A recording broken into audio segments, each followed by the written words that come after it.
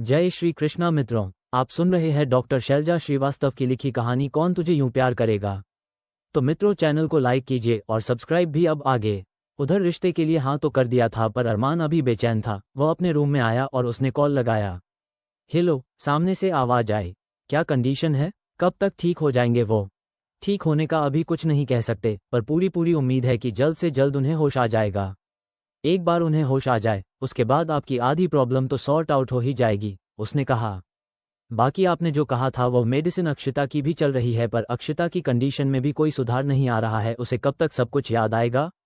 अरमान ने कहा। उसमें इस ट्रीटमेंट के अलावा और कोई ट्रीटमेंट नहीं है। उन्हें खुद व खुद सब कुछ याद आ जाएगा। बस हम ये सपोर्टिव थेरेपी ही दे सकते हैं।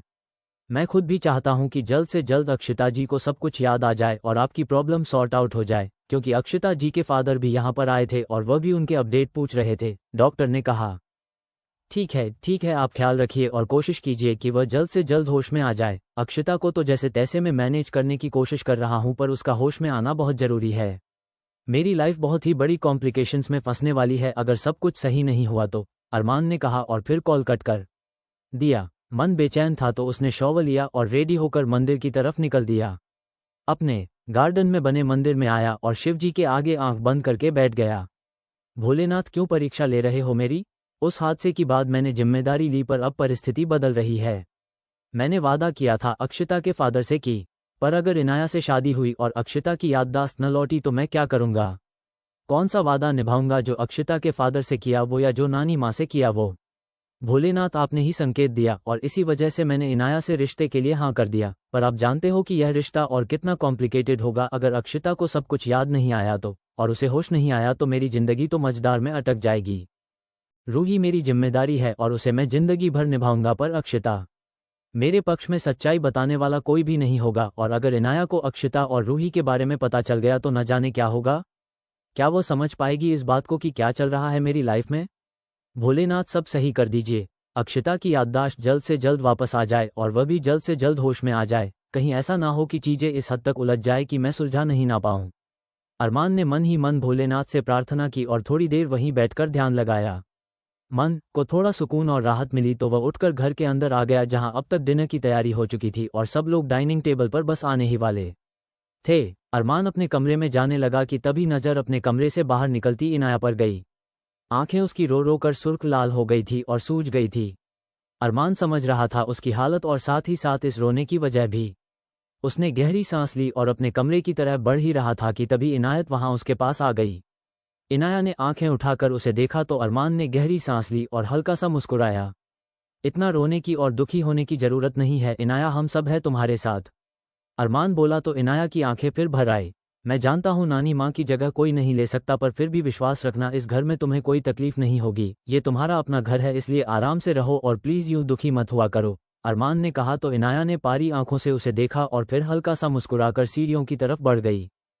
अरमान ने गहरी सांस ली और अपने रूम में चला गया। थोड़ी देर आंखें बंद करके सोफे पर बैठा और फिर डिनर के लिए नीचे डाइनिंग हॉल में आने के लिए चल दिया। उसने अपना फोन उठाया तो देखा उसे पर अक्षिता के कुछ मैसेज थे और साथ ही साथ रूही और अक्षिता के कुछ वीडियो भी। अरमान ने गहरी सांस ली और फोन को पॉकेट में डालकर सीढ़ियों की तरफ बढ़ गया। उधर आरोही अपनी टीम के साथ उस गोदाम में पहुंच गई थी जहां पर आज उसे छापा मारना था।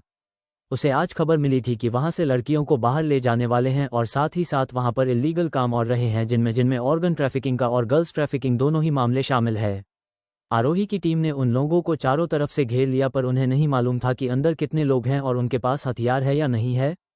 पर आज आरोही ने ठान लिया था कि वह ये किस्सा खत्म करके रहेगी और इस केस को सॉल्व करके भी। उसने अपने लोगों को आगे बढ़ने का इशारा किया और खुद भी आगे बढ़ने लगी कि तभी एक गोली चलने की आवाज आई और इससे पहले कि गोली आरोही के सीने के आर पार होती है, राज देशमुख ने न जाने कहां से आकर एकदम से उसे साइड कर लिया और गोली उसे पार करते हुए पीछे की दीवार में समा गई। आरोही, आपको अपने लिए खतरा नहीं लेना है, राज बोला तो आरोही ने उसे घूर कर देखा। आप यहाँ कैसे? ये पुलिस का काम है, आप प्लीज जाइए यहाँ से, आपकी लाइफ को रिस्क हो सकता है, आरोही ने कहा। होने दो जो होता है, पर मैं तुम्हें इस तरीके से यहाँ छोड़कर नहीं जा सकता, राज ने कहा। आरोही ने उसे घूर कर देखा। आपको क्या लगता है कोई मजाक चल रहा है? गोलियां चल रही है, निकलिए आप यहाँ से अभी के अभी, वरना मुझे आपको जबरदस्ती भेजना होगा, आरोही ने कहा तो राज मुस्कुराया और वहां से एक साइड चल गया। आरोही ने राहत की सांस ली और फिर आगे बढ़ने लगी। पुलिस ने तुम लोगों को चारों तरफ से घेर लिया है। बेहतर होगा कि आप अपने आप को पुलिस के हवाले कर दें, आत्मसमर्पण कर दें तो किसी की जान नहीं जाएगी, अन्यथा हमें गोलियां चलने पड़ेंगी, आरोही ने पुलिस के माइक को हाथ में लेकर कहा। तभी अंदर से भी तेज आवाज आए, अगर गोलियां चलेगी तो हम लोगों के साथ साथ ये लड़कियों की भी जिंदगी जाएगी। आप खुद ही सोच लो इंस्पेक्टर साहिबा की क्या चाहती हो। आरोही ने कुछ पल सोचा और फिर अपने आदमियों को धीमे धीमे आगे बढ़ने का इशारा किया। कुछ लोगों के साथ वो वही अपनी जीप के पास खड़ी रही।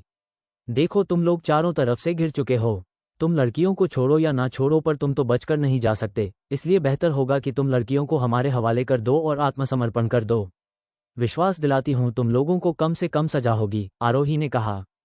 चल हट पुलिस वाली, फालतू की बकवास बंद कर, हमारा प्लान कुछ और है, इन लड़कियों के साथ साथ तुमको भी लेकर जाऊंगा अब और तुम लोग कुछ नहीं कर पाओगे। उसे अंदर से फिर से आवाज आई और उसी के साथ आरोही के चेहरे पर तनाव आ गया। उसने वो माइक अपनी असिस्टेंट को पकड़ाया और खुद भी पुलिसकर्मियों के साथ आगे बढ़ने लगी। संभल के सब लोग, अंदर कितने लोग हैं कुछ अंदाजा नहीं है, और दूसरा वो अंदर से गोलियां भी चला सकते हैं। आरोही ने सबको इंस्ट्रक्शन दिया और धीमे धीमे आगे बढ़ने लगी।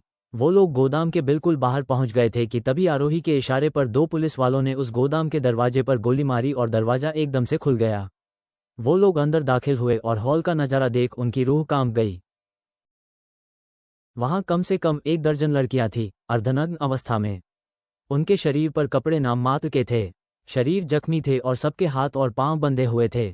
आरोही की आंखों में नमी उतर आई तो वही बाकी सब पुलिस वालों को भी बेहद तकलीफ हुई। उन लड़कियों को घेर कर 4 लोग खड़े हुए थे, बंदूक के लिए, और जो लड़कियों पर ताने हुए थे। देखो इंस्पेक्टर साहिबा, आपसे कोई दुश्मनी नहीं है, हम लोगों को जाने दो यहाँ से वरना हम जान ले लेंगे इन सब की। एक आदमी ने एक लड़की के सर पर बंदूक के पिछले हिस्से से वार करके बोला। नहीं प्लीज इन्हें कुछ मत करना, तुम्हें जाने दूंगी मैं। आरोही ने कहा ठीक है, तो भेज अपने लोगों को बाहर वरना एक एक की जान ले लूंगा मैं। वो एक आदमी बोला। आरोही ने अपने सिपाहियों को इशारा किया और वो लोग दरवाजे से बाहर निकल गए। देख लिया, अब हम अकेले हैं, इन लड़कियों को छोड़ दो और तुम्हें जो बात करनी है मुझसे करो, आरोही बोली। हम तुमसे बात करेंगे पर अपनी गन नीचे रखो और तब इधर हम लोगों के पास आओ, उन गुंडों ने कहा तो आरोही अपनी गन नीचे रखकर उन लोगों की तरफ चल दी। साथ ही दरवाजे पर खड़े अपने कांस्टेबल को कुछ इंस्ट्रक्शन दिए आंखों के इशारे से और उसी के साथ वो लोग पिछले साइड के दरवाजे की तरफ आ गए, क्योंकि अब उन्हें अंदाजा हो गया था कि इस हाल में सिर्फ ये 4 लोग ही हैं, बाकी और कोई नहीं। आरोह लोगों की तरफ बढ़ रही थी और वहां पीछे से वो लोग दरवाजे पर पहुंच चुके थे। इन लड़कियों को छोड़ दो, देखो मेरे सारे लोग जा चुके हैं और मैं भी बिना किसी विपन के हूं, आरोही ने कहा तो उनमें से 2 लोग आरोही की तरफ बढ़े आरोही से बात करने और उसे अपने कब्जे में लेने, पर बाकी 2 लोग लड़कियों को ही गन पॉइंट करके खड़े हुए थे। तभी एक तेज धमाके के साथ पीछे का दरवाजा खुला और कांस्टेबल के साथ बाकी लोग वहां से अंदर एंटर हो गए, और उन लोगों ने सोचने का मौका ही नहीं दिया और दोनों गुंडों को अपने कब्जे में ले लिया जो लड़कियों को गन पॉइंट पर लिए हुए थे। धोखा किया हमारे साथ, वो गुंडे जो आरोही की तरफ बढ़ रहे थे वह चीखे और उन्होंने एक साथ आरोही पर अटैक किया। आरोही तैयार थी, उसने एक झटके से दोनों के अटैक को डिफेंड किया और दोनों के हाथ से गन लेकर पीछे फेंक दी। तीनों आमने सामने थे, एक तरफ आरोही अकेली थी और दूसरी तरफ वो दोनों। उन्होंने अपनी पोजीशन ले ली। ये गलत किया तुमने इंस्पेक्टर, धोखा किया तुमने, वो आदमी बोला। धोखेबाजों के साथ धोखा करना कोई गलत बात नहीं है, और ये तो पुलिस का काम है, तुम जैसे क्रिमिनल को पकड़ना और सजा दिलाना, और तुम लोगों ने जो किया है वो माफी के काबिल नहीं है, आरोही ने कहा और उसी के साथ उन दोनों पर अटैक कर दिया। तीनों के बीच जबरदस्त फाइटिंग होने लगी तो वहीं उन पुलिस वालों ने उन लड़कियों के हाथ पैर खोले और उन्हें पीछे खड़ी पुलिस की मेडिकल वैन में बिठा दिया ताकि उन्हें मेडिकल हेल्प के लिए ले जाया जा सके, और बाकी के पुलिसकर्मी आरोही की तरफ बढ़ गए और उन लोगों ने उन गुंडों को अपने कब्जे में ले लिया। हमें पकड़ने से कुछ नहीं होगा क्योंकि यह गेम तो बहुत बड़ा है और इसका खिलाड़ी भी बहुत बड़ा है, उद्धरण चिन्ह। डोंट वरी, तुम्हारी गवाही से यह गेम भी खत्म होगा और गेम का खिलाड़ी भी। बाकी सबूत हमारे पास है, आरोही ने कहा और उन लोगों को लेकर आगे बढ़ने लगी। तभी उनमें से एक आदमी ने फिर से पुलिस वाले की गन छीनी और आरोही के ऊपर तान दी। सभी पुलिस वाले शौक थे, गेम अभी ओवर नहीं हुआ है आरोही अवस्थी, अभी तो की गेम शुरू हुआ है, उसने कहा और एकदम से गन चला दी। सबकी आंखें हैरानी से बड़ी हो गई, पर इससे पहले के लिए कि गोली आरोही को लगती, राज फिर से बिजली की स्पीड से जाने कहां से आया और उसने आरोही को एकदम से साइड में कर लिया और खुद सामने आ गया। गोली उसके कंधे को चीरते हुए आर पार निकल गई और उसी के साथ आरोही की गन से निकली गोली ने उस आदमी को वही की वही खत्म कर दिया। उन बाकी के लोगों को अरेस्ट करके पुलिस हिरासत में ले लिया। सबूत सारे आरोही के पास पहले से ही थे, अब बस उन लोगों की गवाही होनी थी, जो कि पुलिस वालों के लिए कोई बड़ी बात नहीं थी।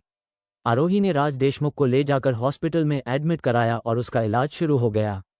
लगभग 3 घंटे बाद राज देशमुख को होश आया तो देखा बाजू में आरोही खड़ी थी। तो आखिर में हीरोपंती दिखा ही दी तुमने, कहा था ना कि निकल जाओ वहां से, यह पुलिस का काम है। उद्धरण चिन्ह। सुनो मैडम, अगर मैं नहीं होता तो गोली आज तुमको लग गई होती और तुम यहां होती। राज बोला, तो हम पुलिस वालों को आदत होती है ना इन सब की, तुम बीच में क्यों आए? आरोही ने नाराजगी से कहा, पुलिस वाले के लिए नहीं आया हूं, अपनी आरोही के लिए आया हूं। लाइफ में पहली बार किसी के साथ जीने की ख्वाहिश जागी है तो ऐसे कैसे रिस्क ले सकता हूं? राज ने धीमे से उसकी हथेली थामते हुए कहा। तो आरोही ने गहरी सांस ली और फिर हल्का सा मुस्कुरा उठी। बाकी क्या अपडेट है? राज ने कहा। पता चला है कि सब ने रट्टू तोते की तरह सब कुछ बक दिया है। सबूत तो हमारे पास थे ही, चार्जशीट फाइल करके हम कोर्ट में सबमिट कर देंगे, गवाही हमारे पक्ष में ही आएगी। पर हाँ, आरोही बोलते बोलते रुक गई। जानता हूं मैं, इसमें मेरे सौतेले भाई, सौतेली माँ और मामा का नाम भी आने वाला है। बट डॉन टवरी, जो जैसा करेगा वह वैसा झेलेगा, इसमें तुम्हारी कहीं से कोई गलती नहीं है। थैंक यू, तुमने मेरी मदद की और मेरी बहन को न्याय दिलाया और साथ ही साथ इतनी सारी लड़कियों को रेस्क्यू किया। वो सब तुम्हें दुआएं देंगे। ठीक है, आप आराम कीजिए, हो सकता है आपके फादर आए मिलने के लिए, क्योंकि बहुत देर से बाहर खड़े हुए हैं। बाकी अब मेरा ड्यूटी का टाइम है तो जाती हूँ, आरोही ने कहा और मुस्कुरा कर चली गईं। उसके जाते ही मिस्टर देशमुख अंदर आए और उन्होंने राज देशमुख की तरफ देखा तो राज ने चेहरा फेर लिया। जानता हूँ गलती हुई है मुझसे, इफेक्ट गुनाह हुआ है, जो मैंने गलत औरत को चुनाव कर लिया, पर अब मुझे अपनी गलती का एहसास हो गया है। मुझे माफ़ कर दो बेटा, मेरे सामने सारी सच्चाई आ गई है। आरोही ने सारा सच सबूत के साथ मुझे दिखा दिया है। प्लीज़ बेटा मुझे माफ़ कर दो, मैं बस तुम्हारा साथ चाहता हूँ। उन सब का साथ छोड़कर फिर से तुम्हारे पास वापस आया हूँ। मिस्टर देशमुख बोले, क्यों छोड़ दिया आपने उनका साथ? आपकी पत्नी है, आपका बेटा है, उनका साथ दीजिए।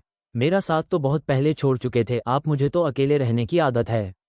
राज ने हल्की नाराजगी स्वागत कहा, पर अब अकेले नहीं रहना होगा, अब हम साथ रहेंगे, हम तीनों। मिस्टर देशमुख बोले तो राज ने आंखें छोटी कर उन्हें देखा। मैं, मेरा बेटा यानी कि तुम और मेरी बहू आरोही, हम सब साथ रहेंगे। अब मैं अपना पूरा बिजनेस बैकअप करके यही भोपाल में रहूंगा।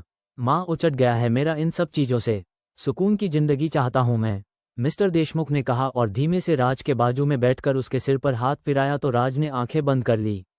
आंखों में नमी आ गई थी, पर आज का जैसा उसने अपने पिता को दोबारा पाया था।